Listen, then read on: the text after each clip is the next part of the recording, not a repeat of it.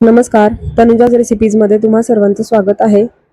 तर आज मी बनवणार आहे ढोकळा प्रीमिक्स. अगदी सोपी रेसिपी आहे, झटपट होणारी आहे आणि घरामध्ये तर मुलांना फार आवडतो ढोकळा. टिफिनसाठी पण अगदी बनवायचा असेल तरी अगदी झटपट आपण हे प्रीमिक्स अवेलेबल असेल तर सकाळी सकाळी घाईच असते मुलांची स्कूलला जाण्याची, तर त्या घाई गडबडीमध्ये पण आपण असं जर प्रीमिक्स आपल्याकडे तयार असेल तर अगदी पटकन आपण ढोकळा बनवू शकतो. आणि एकच प्रीमिक्स असेल ना तर काही साहित्य घरात अवेलेबल आहे नाही असा काही प्रश्नच उरत नाही, कारण आपल्याकडे प्रीमिक्स असतं. त्यामुळे याला फक्त नंतर आपल्याला जर लागणारा इन्ग्रेडियंट असेल कोणता तर तो सोडा आहे, खायचा सोडा. तर खायचा सोडा मी काय आधी टाकून नाही ठेवत. जेव्हा पण मला बनवायचंय तर पाणी वगैरे ऍड करून झाल्यावर अगदी शेवटी बनवायच्या वेळेला मी खायचा सोडा टाकते, कारण याच्यामध्ये जर टाकला असेल ना तर पाणी टाकताना तो लगेचच ऍक्टिव्हेट होतो आणि मग तो ढोकळा तितका स्पंजी होत नाही. त्यामुळे मी अगदी करायच्या वेळेला सोडा खायचा जो आहे तर ते टाकते. आणि खायचा सोडा तर आपल्याकडे बऱ्यापैकी सगळ्यांकडे अवेलेबल असतोच, कारण आपल्याला भजी असो काही वेगळं बनवायचं असेल ना तर आपल्याला खायचा सोडा बऱ्यापैकी वापरामध्ये असतोच. तर प्रीमिक्स बनवायचं तर त्यासाठी सर्वात आधी तर मी डाळीचं पीठ घेतलंय. तर मी मेजरिंग कपनेच मेजर करून घेणार आहे. तर हे जे प्रमाण आहे तर हे मी 2 कपचं घेणार आहे. तर त्यासाठी मी कपने मोजून 2 कप इतकं बेसन पीठ आहे तर ते मिक्सरच्या भांड्यामध्ये घेते. तर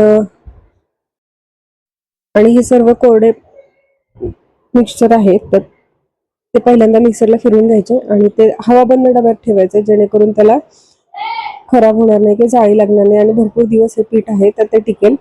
तर 2 कप डाळीचं पीठ घेतलंय. त्यानंतर साखर आहे, तर साखर मी साधारणतः 4 चमचे इतकी घेतली आहे. आणि चमचा जो आहे तर तो आपला नाश्त्याचा जो चमचा असतो त्यानेच मी मोजून घेतले. तर बेसन पीठ घेतलंय 2 कप, 4 चमचे साखर आहे आणि त्याच चमच्याने मोजून मी सायट्रिक ऍसिड पण घेणार आहे. तर सायट्रिक ऍसिड मी साधारणतः 1-1.5 चमचा इतकं घेतलंय. आणि त्याच्यानंतर चवीपुरतं मीठ. तर मीठ पण मी 1 चमचाभर घेतलंय, कारण हे जे आहे आम्ही सेंधव मीठ वापरतो रोजच्या जेवणामध्ये, तर सेंधव मीठ कसं खारट नसतं. त्याच्यामुळं तर तुम्ही मिठाचं जे प्रमाण आहे तर ते कमी जास्त करू शकता तुम्ही तुमच्या टेस्टनुसार. पण साखर आणि सायट्रिक ऍसिडचं जे प्रमाण आहे तर हेच व्यवस्थित आहे. यानेच ढोकळा खूप छान आणि स्पंजी झाला.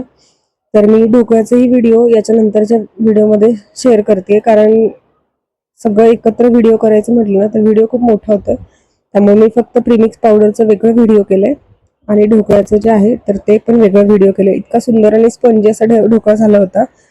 आणि मुलांच्या टिफिनसाठी कितीही घाई असेल तरी आपण असं जर प्रीमिक्स आपल्याकडे अवेलेबल असेल ना तर अगदी झटपट अशी ही रेसिपी नक्की बनवू शकतो.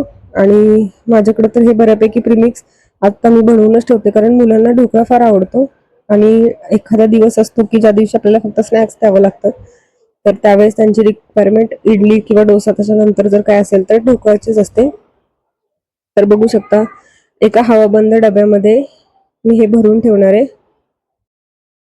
हे आरामात अगदी 1.5 ते 2 महिने अगदी आरामात चांगलं राहतं जर हवाबंद डब्यामध्ये भरून ठेवलं तर, कारण जाळी वगैरे लागत नाही जर हवाबंद डब्यामध्ये भरून ठेवलं तर. इतके दिवस तर माझ्याकडे काही टिकत नाही, हे लगेचच संपून जातं. पण मी बऱ्यापैकी वेळेला बनवलं ना तर ते अशाच डब्यामध्ये भरून ठेवते. त्याच्यामुळे काय होतं अगदी चांगलं पीठ व्यवस्थित राहतं, त्याला बिलकुल जाळी होत नाही आणि अगदी घाई गडबडीमध्ये जरी ढोकळा करायचा असेल तर आपल्याला पटकन बनवता येतो.